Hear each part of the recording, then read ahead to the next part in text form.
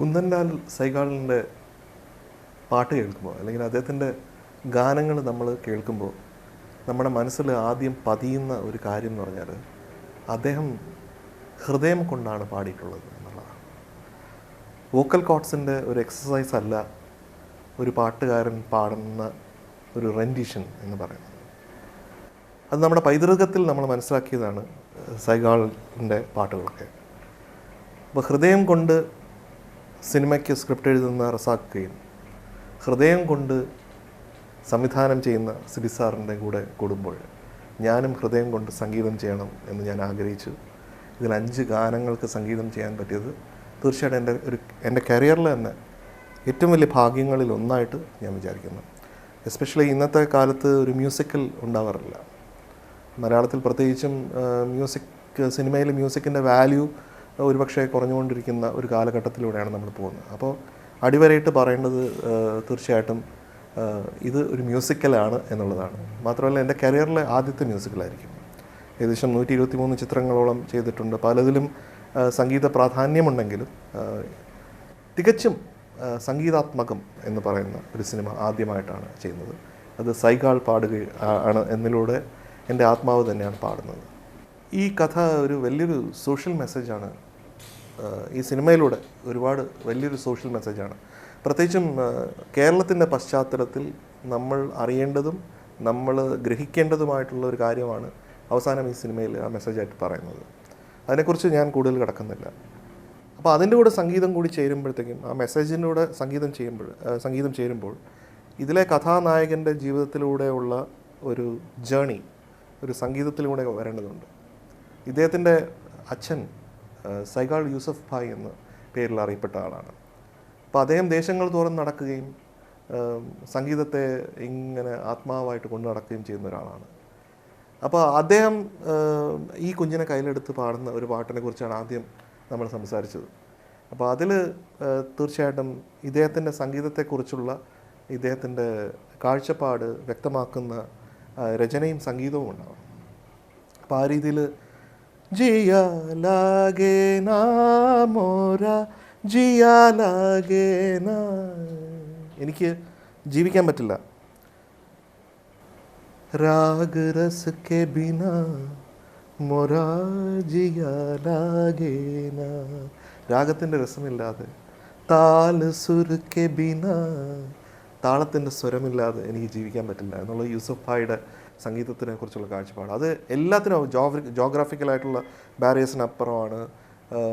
സംഗീതത്തെ അങ്ങനെ അൾട്ടിമേറ്റായിട്ട് ഈശ്വരനായിട്ട് തന്നെ കാണുകയും ജാതിയും മതത്തിനും അപ്പുറമായിട്ട് തൻ്റെ മകനും വളർന്നു വരണമെന്നും ശരത്ചന്ദ്ര മറാഠയുടെ ചന്ദ്രനും അതുപോലെ ബാബുരാജിൻ്റെ ബാബുവും കൂടി ചേർത്ത് ചന്ദ്രബാബു എന്ന് മകന് പേരിടുകയും ചെയ്യുന്ന അങ്ങനെ ഒരു യൂസഫ് ഭായിയുടെ ഒരു സംഗീതം കൊണ്ടുവരാനായിട്ട് ശ്രമിച്ചിട്ടുണ്ട് ഒരു പാട്ടിൽ. പിന്നെ ഇതിൽ ഏറ്റവും ചലഞ്ച് ആയിട്ടുള്ള ഒരു സിറ്റുവേഷൻ എന്ന് പറയുന്നത് ഇതിൻ്റെ ക്ലൈമാക്സിൽ വരുന്ന ഒരു 8-9 വയസ്സുള്ള ഒരു കുഞ്ഞ് പാടുന്ന ഒരു പാട്ടാണ്. സാധാരണ ക്ലൈമാക്സിന് അടുപ്പിച്ച ഒരു പാട്ട് സാധാരണ സ്ക്രിപ്റ്റ് റൈറ്ററോ അല്ലെങ്കിൽ സംവിധായകനോ വയ്ക്കാനായിട്ട് തയ്യാറാവില്ല. അതൊരു റിസ്കി എലിമെൻ്റായിട്ട് എല്ലാവരും പറയാറുണ്ട്. എൻ്റെ ഒരു കരിയറിൽ തന്നെ ഈ 123 സിനിമകളിലൂടെ നോക്കുമ്പോൾ വളരെ വിരളമായിട്ട് മാത്രമേ ഒരു പക്ഷേ ഒരു അമ്മ മഴക്കാറോ മറ്റോ മാത്രമേ ഈ ലാസ്റ്റ് റീൽ ആ പാട്ട് വരുന്നുള്ളൂ. അപ്പോൾ ഇത് അങ്ങനെ ഒരു പാട്ടാണ്. അപ്പോൾ അത് കമ്പോസ് ചെയ്യാന്നുള്ളത് വലിയൊരു ചലഞ്ചായിട്ട് എനിക്ക് തോന്നിയിട്ടുണ്ട്. നമ്മൾ 2-3 ട്യൂൺസ് അതിന് വേണ്ടി നോക്കി. അതിൽ ഏറ്റവും സിമ്പിളായിട്ടതും എൻ്റെ ചുണ്ടിലെ കുഞ്ഞു പാട്ടിലെ നൊമ്പരങ്ങളൊന്നു കേൾക്കുമോ, ഈ കുഞ്ഞ് കളി മറന്നു പോയി ചിരി മറന്നു പോയി കഥനമെൻ്റെ ആത്മഗാനമായി, അങ്ങനെ ഒരു കുഞ്ഞിൻ്റെ മനസ്സിൽ നിന്ന് ആ കുഞ്ഞിൻ്റെ നൊമ്പരങ്ങൾ, അച്ഛൻ അവൻ്റെ കൂടെ ഇല്ലാത്തതിൻ്റേതായിട്ടുള്ള അവൻ്റെ വിഷമതകൾ, അവൻ്റെ സംഗീതത്തിൽ കൂടുതൽ ഇരിക്കാൻ നിരതരാവാൻ സാധിക്കാത്തതിൻ്റെ അവൻ്റെ വിഷമം, ആ കുഞ്ഞു വയസ്സിലും കൂടി അവൻ അനുഭവിക്കുന്ന നൊമ്പരവും അതിനിടയിൽ ഉള്ള സിനിമാറ്റിക് ആയിട്ടുള്ള കുറേ ഡ്രമാറ്റിക് ആയിട്ടുള്ള കുറേ കാര്യങ്ങൾ സംഭവിക്കുന്നതും ഇതെല്ലാം ഈ പാട്ടിൽ വേണമെന്നുള്ളതാണ്. അപ്പോൾ അതൊരു വലിയൊരു ചലഞ്ചായിരുന്നു. തീർച്ചയായിട്ടും ആ പാട്ട് എനിക്കൊന്ന് very very close to my heart. എന്നെ സംബന്ധിച്ചുള്ള എല്ലാ സിനിമയും അങ്ങനെയാണ്. കാരണം ഒരിക്കലും ഞാനൊരു ജോലിയായിട്ട് അത് കണ്ടില്ല. കാരണം ജോലിയായിട്ട് കണ്ടു കഴിഞ്ഞാൽ അവിടെ അത് ജോലി മാത്രമായിട്ട് അവശേഷിക്കും. For a remuneration you are doing something എന്നുള്ളതേ വരുള്ളൂ. ഞാനിതുവരെയും എൻ്റെ പ്രൊഡ്യൂസർക്ക് ഇത്ര പൈസ തന്നാലേ ഒരു സിനിമ ചെയ്യാൻ പറ്റുള്ളൂ എന്ന് ഇതുവരെയും പറയാത്ത ഒരു സംഗീത സംവിധായകനാണ് ഞാൻ. പിന്നെ എൻ്റെ ഡയറക്ടർക്ക് ഇഷ്ടപ്പെടുന്ന ഈണങ്ങൾ സൃഷ്ടിക്കാതെ അഡ്വാൻസ് എമൗണ്ട് പോലും മേടിക്കാത്ത ആളാണ് ഞാൻ.